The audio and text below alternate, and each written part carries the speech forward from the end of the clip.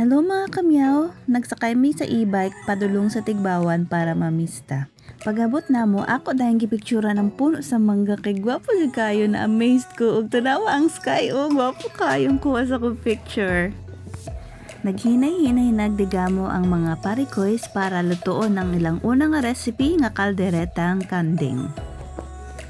Mo ni ang lugar nila Boss Rexel sa Tigbawan. So gwapo kay dire, daghan kayog mga tanom, presko kayong hangin, bukid na jud direng kapita. Ug mo ni ang hilang bahay kubo. So naapod sila lingkuranan dire nga made of bamboo. Tuara ang uban nga mga bossings kapahuway. Maghinay-hinay na tag sulod sa ilang bahay kubo, mao ni siya. Diring dapita ay lang kusina. Ug mao ni siya ay lang likod. Mao ni ang view. So daghang nga pagtanong na ay puno sa mangga. Na curious gid ko no, so ako ni nga bihan. Wow, abi ba na kog baka ni siya pero kanding dahito. Ug kani abi na kog balbakwa. Pero panit kay sa kanding. Maghinay-hinay na kog naog dire akong lantawon unsay naa sa kusina. So mo nilang gipamalit sa merkado nga ingredients sila mga lutuonon. Og diri sa likod busy og tabangay si parikoy tawa og kano para ihapsay ning mga bamboo para isugnod para makasugod na sila gluto. Na curious ko kung unsa kalalom nilang balon pero mabaw ra di og wala di ay sulod. Diri sa likod na dakong puno sa mangga ug daghan jud kay puno sa saging. Sayang na jud kayo wala jud namunga kanong adlaw. Lami jud unta kayo to pabukalan og ido-do sa ginamos. So sa mga Bisaya kanang ginamos kay mao tong bulinaw nga isda nga ihulom sa asin pila ka semana. Pero diri sa Iloilo guys, ang ilang ginamos kay mao ang shrimp paste or kung sa Tagalog pa bagoong. Sus kaning usa ka sako, puro talaba ang sulod ana guys, mabuhong jubog kaon na ni dire. Pas kay nakapasiga sa kalayo bay, lahi ra gining anad. Nami mga tulo ka bikers dire, gapahuway sila. So grabe baskog pa kay sila pura buyag og mga bukog ba? Kay ila ra gyud gi-bike dire ang among 1 hour nga biyahe gamit ang e-bike. Saludo ko sa inyo mga boss. Ari na si boss kano dala na yang una nga isa lang bell pepper. Okay Wow. So ang sunod nga isa lang kay ang carrots ug ang patatas nga gihiwa ni Boss JL. Salamat kayo. Agoy, medyo ngit-ngit man ang kalangitan na to karon no. Sus dili unta mo ulan og kusog unsaon na lang. Diri sa kilid daghan pa silang mga cute nga tanom nga kamote tops. Gwapo kayong mga flowers. Sa una mo na siya akong pabukalan para ang tubig imnon dayon nako kay kulang kuno ko sa iron. Ug kanang mga violet nga kamote tops kay mo na siya akong himog salad sa una then butangan nag suka, loya, onions og kamatis. Miduod jud ko ning tanuma kay gwapo kay ang bulak habi na og sampagita, papaya man di ay. Sa una naman may dako nga papaya dito sa pagadian. Pero wala ko kabantay na yung mga bulak. So karon pa jud ko naka-discover. Yung anak ko ka-ignorante. Mao ni siya si Boss Rexel. Ang pinakagahi sa parikoys ang tag-iya diri sa balay. Pagkahuman luto sa patatas ug carrots ni Boss kano, iya day nang gipadaplin. O naggisa siya mga lamas. Kay iya na nga dayong gisunod ang kanding. Wow, lamian na lang taon sa sabaw. Creamy. Gihinay-hinay nag-abre ang lata sa reno ni Parikoys Arjem. Salamat kay pre. Samtang gikanta nako ang background music ng Love Will Lead You Back. Giuban ko ni Tita Queenie padulong sa ilang silingan para makikaon kay wala pa ko may pamahaw. Pero sa tinuod lang, namahaw na jud ko sa balay. Dali lang yung gumagutom. Ug mao ni ang tagbalay. So milantaw ko diri sa iyang likod no, kay na-amaze jud kay ko dito sa kawayan sa luyo. Ug daghan kay mga puno dinhi. Pero samtang gay nahinay kog lakaw diri, medyo nangilabot nako kay murag nahadlok siya. Kay feel na ko ni mga dilim na to. Grabe dagko kay mga ugat. So, gwapo kayong mga kawayan, bro. Ngilngig kayong mga tingog sa kawayan. Murag mga portahan nga gaabroy ba? Paminawag gali ang tingog sa mga kawayan. Ngilngig kayo. Mo ni siya mga pagkaon nga akong gipili. So, na yung cheese sticks, Valenciana, caldereta, bihon, og fried chicken. Fried chicken akong favorite kay spicy ug salty. Ari si Boss Arjem galing kod. Og naara ang among mga baby boys. Enjoy lang magkaon. Hello mama and baby chick chick. Gipang kaon nilang gipang itsa silang mga bukog pero wala sa kabalo manok dito. Sorry. Ang sunod nga gikabisihan sa mga parikoys kay ang pag-abri sa talaba. So, ani ni siya kakutino, kinahanglan ni siya tusok-tusokon, lugit-lugiton para dali na siya abrihan. Salamat kayo mga bossings, kamo lang pa mukaon. O kani si sir, lahi sa tripping, kay iyang isugba ang talaba para lahi na po daw sabor. Go bossing, eat well! So, giahon na ang talaba. Mao din ay purpose anak no. Sus, karon pa jud ko balo. Grabe ka wise ba? So, mo ni siya ang net nga bag dinhi. Mo na gamiton pam malengke. Pero may sad no, kay di sad siya matunaw.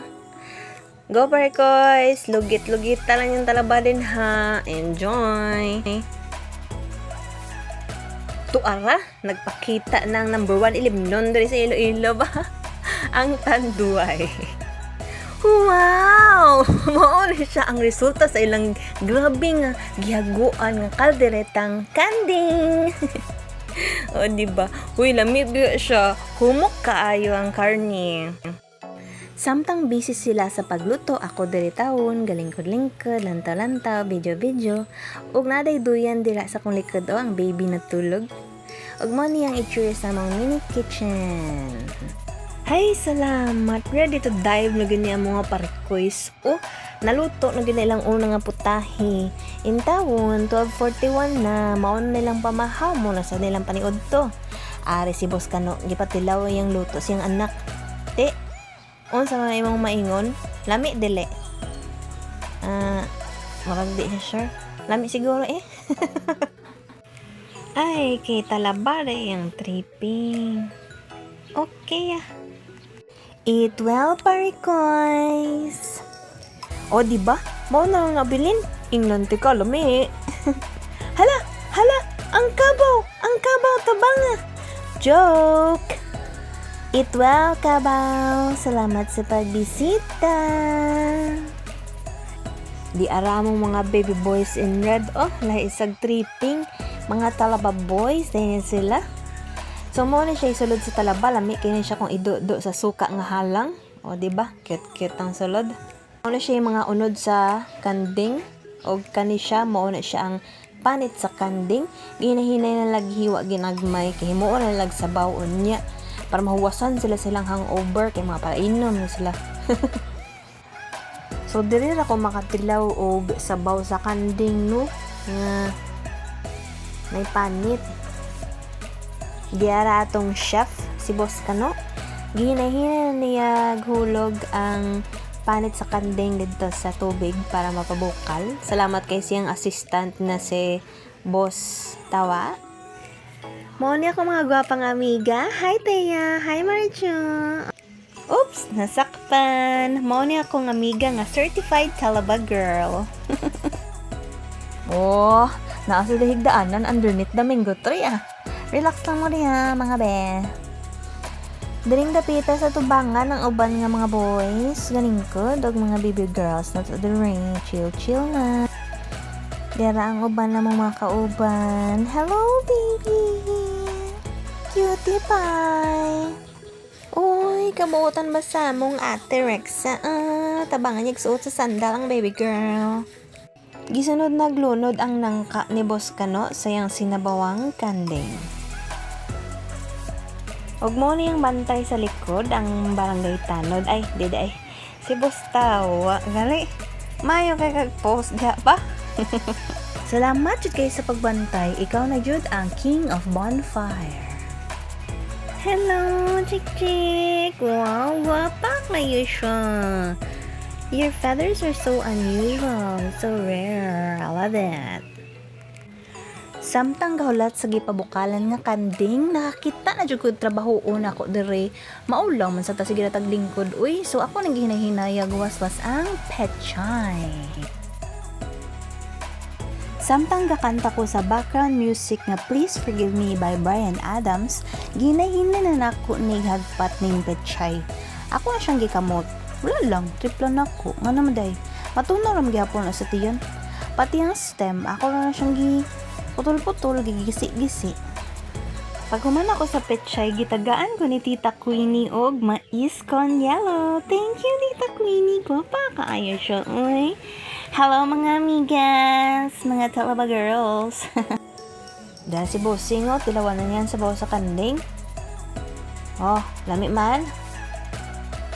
Ari yung mga parikoy, sumana na magluto. So, pahuway na sila. Chill, shot. Silang number 1, tanduay. O, gari ako mga girls. Kaya mga girls na namin diri sa babaw, sa sulod sa bahay kubo. Wow, makakaon na siya sa yung hinaguan nga sabaw. Oh. Napay sili. Karo pa kabalo nga, okay na day ang pechay nga hilaw. Imo lang huluman sa sabaw. At least crispy siya. Lami biya siya. Medyo weird lang ang taste kaya nagbaho sa kanding. Pero okay naman. Since dili ko gainom og tanduay, nangita kog tindahan og maora ni baligya nila nga beer Gold Eagle, mo siya Red Horse nga lasaw. Si Tito Palong mapuli na siya una kay hapon na magbay ka tawo na siya padulong sa kalaparan. Ingat Tito. Lami kay ning panit sa kanding kay halang gid siya. Mo na siyang ulo bukog na lang. Og mo na tong sabaw nga ilang giluto sa kanding. Tora lang tanduay og fondador, talaba og caldereta. So mo nang pulutan sa mga parikoys. Ari, ang babies nagpahuway kay hapon na. Og mo na lang nabilin sa kong Gold Eagle after 1 hour. Dugay jud ko mo inom og beer maski unsa pa lang size ana sa bote na ako kay 1 hour. Para dugay mahubog akay malingaw kog lantaw sa mga tao nga hubog ang siya sa katawa. Ano tong baby girl So tanan nga kapoy na kanino nga tong mga kids mo energetic pa kaya no. Diba? Cute. Guwapa kayo baby. Naida ko nga gym dire doon sa among silingan na lapit sa highway. Mao na sila ang among music tiwo kapon kay grabe. Kusog kay la music galanog-lanog. Og mo ni ang diha ang pwesto sa mga parikoys da sa gainom. Karon kay nagabin-an man gid mi, nagsakay mi sa e-bike para makadto na pud mi dito sa pikas nga balay. Amo na ilang balay, diri mi manihapon, makikaon na sad mi. Ug mao ni ang sulod sa ilang balay, di ba? Wow, gwapo kayo. Na chandelier. Ug napos sila gi-plastar diri nga buffet. Na watermelon, chocolate cake, pansit bihon, Valenciana, nangka, menudo, caldereta, and rice. So, more na to. Salamat kayo sa paglantaw. I'll end this video with a selfie of me and my favorite fruit, watermelon. Kamsahamnida, mga kamyaws!